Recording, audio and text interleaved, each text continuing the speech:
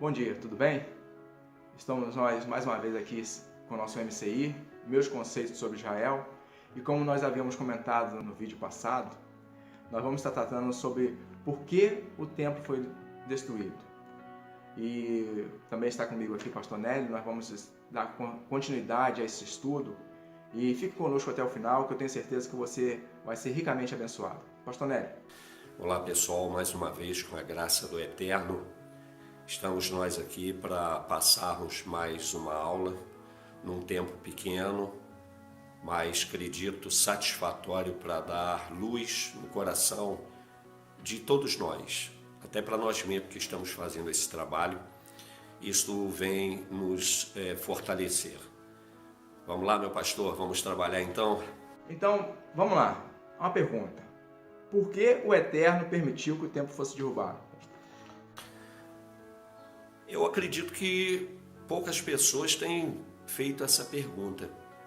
O próprio Jesus, Yeshua, ele profetizou a queda do templo em Mateus capítulo 24, os versos 1 e 2. Depois ele vai também explicar o que sucederia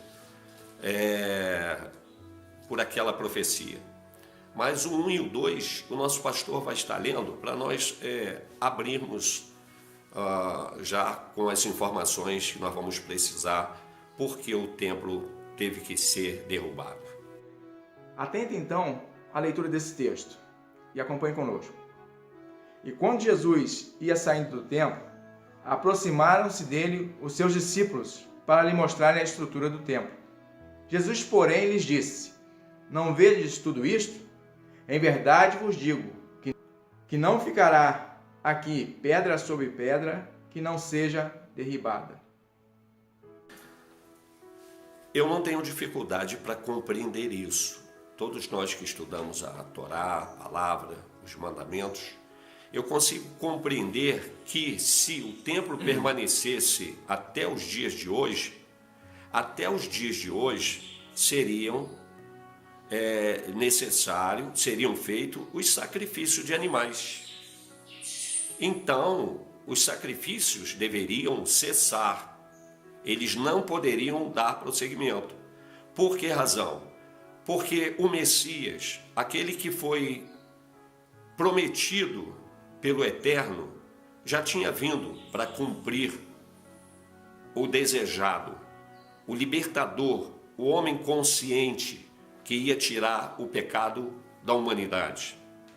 Isto foi descrito também, foi falado por Yohanan, João, considerado o Batista. Nosso pastor vai estar lendo, ele vai estar passando para nós aqui essa passagem também do que João chamado Batista, que na realidade ele deveria se chamar Zacarias, até mesmo pelo fato de como se fosse um disfarce, para camuflar, para não chamar a atenção o seu nome, de quem ele era, porque ele era filho de um sacerdote. Isso vai ser assunto para frente. Mas hoje, o que estamos abordando, que os sacrifícios não poderiam continuar.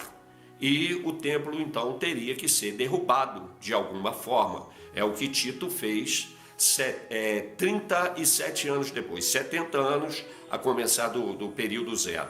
O pastor vai estar lendo, pastor Francisco, esse texto. Então vamos lá, Evangelho de João, capítulo 1, verso 29 ao 31. No dia seguinte, João viu a Jesus que vinha para ele e disse: Eis o Cordeiro de Deus que tira o pecado do mundo. Este é aquele do qual eu disse: Após mim vem um varão que foi antes de mim, porque já era primeiro do que eu. E eu não o conhecia, mas para que ele fosse manifestado a Israel, vim eu por isso, batizando com água. Olha o que João ele diz: Eis o Cordeiro de Deus que tira o pecado do mundo. Nós podemos aqui até falar um pouco quais eram os objetivos dos sacrifícios de animais e das ofertas de manjares para Deus. Quais eram os objetivos? Eram para perdoar pecados, para remover pecados, para que o homem fosse reconhecido por Deus como estando puro, e isso por um espaço de tempo. E os manjares e as ofertas de cheiro suave, elas eram para agradar o coração de Deus, já que o homem, ele permanentemente cometia pecados e tinha que se sacrificar os animais, o coração de Deus ficava entristecido. Então vinha também os sacrifícios de oferta agradáveis, como cheiro suave. Isto numa resposta assim bem simples, bem simplificada, para que vocês possam entender. Não é isso, meu pastor? Eu creio que você está acompanhando aqui, nós já tivemos conversando a respeito desse assunto, e eu gostaria de um parecer dele também. Visto de acordo com isso que o pastor acabou de comentar, nós entendemos que o próprio Jesus, Yeshua Mashiach, ele comenta que ele não veio para desfazer a lei, muito pelo contrário. De acordo com essa palavra do pastor agora, os sacrifícios eles tinham o único objetivo: remover o pecado. Esse era o objetivo do sacrifício. Porém, era um cordeiro que era imolado e o seu sangue aspergido sobre toda a população, inclusive o próprio sacerdote era purificado pelo sangue desse cordeiro. Mas agora, com Yeshua Mashiach sendo oferecido como sacrifício, a lei se cumpriu. Ou seja, o firmamento da lei, o propósito da lei se cumpriu no próprio Cristo. Então, algumas pessoas às vezes não conseguem entender isso, esse conceito, justamente por causa disso. E aí se perguntam, por que alguém vai morrer, né? Até a própria palavra ela nos diz, pode alguém dar a vida por um justo? E Jesus deu por injusto, né? Pelas pessoas que na verdade não faziam mérito nenhum para alcançar essa graça. E por isso que realmente nós entendemos. Jesus foi o sacrifício perfeito vindo do Pai. Tanto como cheiro de suavidade para o Pai. Então nós temos já a resposta. Se o templo tivesse permanecido até os dias de hoje estariam sendo feitos sacrifícios para perdão dos pecados. Então, o que o Yeshua HaMashiach, ele profetizou sobre a derrubada do templo, a queda do templo, não saiu do coração dele. Aquilo não veio da mente dele. Foi o Eterno de Israel quem passou essa informação para ele. Tanto é, pastor, que quando ele estava na cruz, que deu o último suspiro ali, os registros nos dizem que o véu do templo se abriu de alto a baixo, abrindo uma passagem para toda a humanidade, aonde o lugar, o Santo dos Santos, não poderia ser visto, nem outras pessoas ali entrarem, agora estava exposto. Por quê? Porque o véu foi rasgado sobre o corpo de Jesus. Ele era o véu até o momento. Ele que guardava o Santo dos Santos. Mas agora, quem vai entrar no Santo dos Santos, pela sua carne, pelo seu sangue, é o Filho do Eterno de Israel. Então, esta é a resposta. Não poderia. E eu sei que você vai me fazer outras perguntas aqui sobre a reconstrução do templo. Ele já está ali em mente para me fazer uma pergunta sobre a reconstrução do templo. Tá certo. Mas pegando um gancho a respeito disso que o pastor está comentando aqui, é interessante a gente frisar essa questão do véu do templo se rasgar, porque para aqueles que estudam, ou se você não estudou ainda, você pode pesquisar hoje na internet, existe muito material a respeito disso, como era o templo, como era a instituição do templo, o local, cada partição, cada local. E existia, em certo momento, o pátio dos gentios, ou seja, um local onde que os gentios não podiam passar dali para dentro, era somente aquele lugar. Mas mesmo esses que estavam no pátio dos gentios, quando o véu do templo se rasgou, eles conseguiram contemplar o Santo dos Santos, o lugar santíssimo, um local que era acessível somente ao sumo sacerdote. Olha só que coisa maravilhosa. Olha, a gente fica realmente extasiado com o que a palavra de Deus vai nos revelando. Ou seja, deu-nos livre acesso a presença de Deus, porque ali representava a presença de Deus naquele lugar. Coisa linda. E comentando aqui, como o pastor havia falado, a pergunta que eu faço agora é: pastor, o templo vai ser reconstruído? Vai ser reconstruído. E nós falamos alguma coisa na aula passada. Ele tem que ser reconstruído, porque o Eterno vai enviar o seu Filho no tempo exato para entrar nesse templo, não já de imediato. Nós falamos até da violação desse templo, do cumprimento da profecia de Daniel, dos 7 anos da grande tribulação que vai ocorrer. Esse homem que vai ser aceito por todas as nações, ele vai ser uma pessoa tão extraordinária que eles vão considerar ele como Messias. Mas lá na frente, quando esse templo então já estiver construído, ele vai colocar uma imagem lá dentro. Ele vai contaminar o templo. Olha bem, Israel tão somente vai se voltar contra esse homem. Devido a esse homem ser um homem tão fabuloso, que as nações viram sinais sobre ele, na vida dele, eles não vão admitir que Israel faça esta recusa. Para as nações será uma blasfêmia, mas a blasfêmia será para Israel porque ele contaminou o templo. Então, provavelmente, uma revolução terrível vai acontecer contra o povo de Israel, contra quem acredita no Eterno, porque a lei está sobre o povo de Israel. Então a indignação contra o Eterno, até as perseguições que acontecerão em relação às pessoas que acreditam no Eterno, mas que não são judeus, que são gentios, que não permitirão que a marca desse, entre aspas, líder sejam postos. Então é nesse momento que a igreja, estando lá em cima, sendo preparada, ela retorna.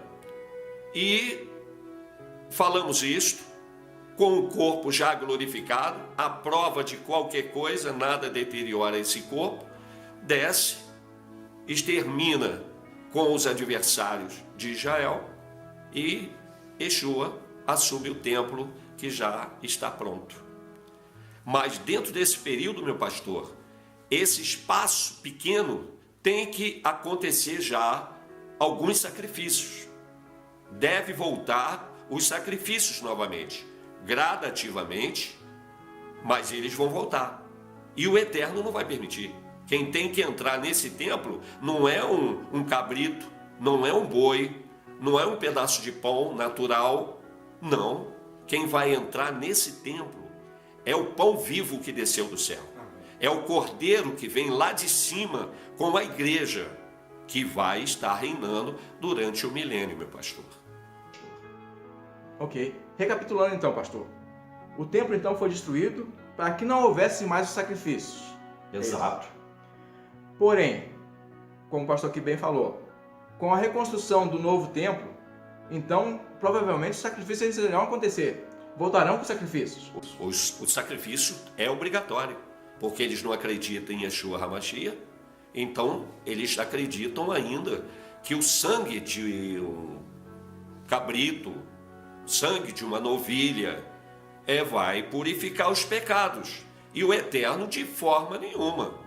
O Criador de todas as coisas vai admitir uma coisa dessa. Ele vai admitir porque está profetizado em Daniel. Ele vai admitir durante o período dos 7 anos, que acontecerá 3 anos e meio de aparência de paz, porque é a conquista do falso Messias. Ele tem que conquistar as nações, ele tem um prazo de 3 anos e meio para isso, e depois uma revolução terrível contra o povo de Israel, os outros 3 anos e meio, concretizando uma semana que falta de Daniel. O período da graça aí terminou, mas Yeshua então não precisa mais desse sacrifício. Ele é o próprio sacrifício vivo que vai estar lá no templo e fora dele também trabalhando como sumo sacerdote, do Deus bendito, do Deus Altíssimo, aquele que tudo criou, meu pastor.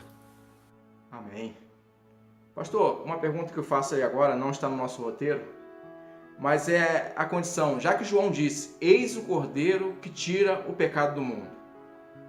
Esse Cordeiro foi para todos, por todos, único, suficiente, ou temos que realmente o sacrifício de animais teria algum fundamento, já que temos um sacrifício vivo, ou seja, o Cordeiro de Deus que tira o pecado do mundo, uma vez por todas, sendo morto, não precisaria mais sacrifício. É isso que nós entendemos. Perfeito, pastor. Perfeito. Deus não, o Eterno não vai aceitar sacrifício de animais. Já que o Cordeiro, homem, humano, foi feito, e além do mais, o Eterno ressuscitou. Ele tem todas as marcas dos nossos pecados no corpo dele. Ele está marcado, está glorificado, mas ele é o único que salva todos aqueles que vão na sua direção. Um cabrito, um cordeiro, uma ovelha, ela não tem poder de salvar. O Eterno aceitou isso durante um espaço de tempo, até que fosse preparada a vinda de Yeshua HaMashiach, o seu filho, já existente no céu, conforme nós falamos. Ele não é o próprio Pai, ele é o Filho que foi enviado e ele foi vestido da nossa natureza, que era para conhecer a nossa natureza, viver a nossa natureza e vencer a nossa natureza para nos levar de volta para o Pai. Então, ele é o intermediário, é chamado de sumo sacerdote dos bem-vindouros. Então, assim como na Torá, o cordeiro que era imolado para remover os pecados, assim também Yeshua sendo ofertado, sendo oferecido uma oferta de manjares. Ele mesmo disse, a minha vida ninguém pode tirar, eu mesmo a dou.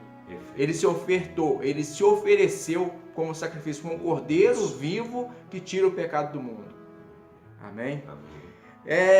Nós precisamos então avaliar algumas questões. Para o preparo da volta de Yeshua, como se dará, pastor? O que diz as Escrituras? Nós vamos colocar isso como complemento dos nossos trabalhos. Vocês devem observar que um bloco vai ligando ao outro, por causa da infinidade de informações. Ele vai ter que voltar. Como se dará isso? De uma forma muito tremenda, nós vamos falar isso na semana que vem. Desejamos que vocês sejam agraciados, abençoados com a mão do Todo-Poderoso, do Eterno de Israel e também do seu Filho que nos assiste nesta hora, nesse trabalho que está sendo feito aqui, através do Espírito do Eterno. Que Deus abençoe a todos, meu pastor também, que Deus te abençoe e continue te dando muita sabedoria. Amém. Amados, então, findamos por aqui. Pedimos mais uma vez a vocês todos que curtam, comentem, compartilhem, repliquem esse vídeo. Você tem um canal no YouTube, replique esse vídeo também no seu canal. Nós autorizamos vocês a replicarem. Graças a Deus as pessoas estão comentando, que estão assistindo, estão acompanhando. Mas é importante que você, além de assistir, dê o seu like lá também. Vá lá com o dedinho e posicione ele sobre o OK e se inscreva no nosso canal. Isso nos ajuda muito com o engajamento e o YouTube pode oferecer esse vídeo para mais pessoas que estão procurando pelo mesmo tema ou temas semelhantes. Então, a vocês todos, o nosso muito bom dia, boa noite ou boa tarde. Eu não sei que hora que você vai ver esse vídeo, mas fiquem conosco para o próximo vídeo.